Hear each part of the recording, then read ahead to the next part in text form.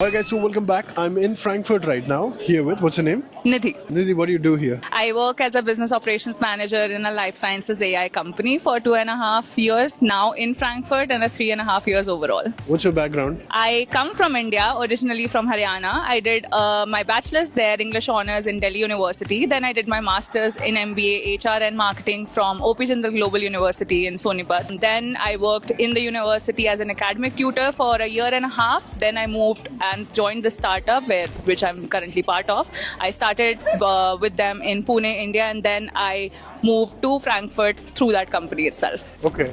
Getting a job directly from India in 2025, true or no? That's not happening.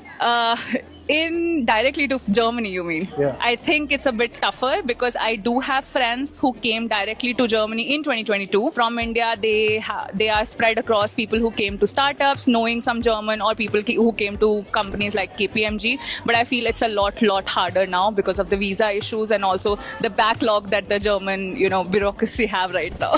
What 3 to 5 skills does it take to be good at what you do as a full-time? For what I do, I think it's a lot more about people operations in terms of how you are connecting with people, talking to people, handling things, on your feet, because there are a lot of things that keep on changing in a scale-up, in a startup. Everyone knows that, everyone has heard that, but doing that firsthand tells you so. Second is to stay updated with the latest trends, because, for example, you're using one software and because of all the changes that are happening in tech world, it changes up so fast. So it's really important that you stay relevant through newsletters, through the pages you follow, and also through the people that you network with. So that's essentially one of the key things I would say. And third thing is, not for me particularly, but from people around me, I think if you want to go ahead in Germany, it's better that you learn German. Yes. Yeah.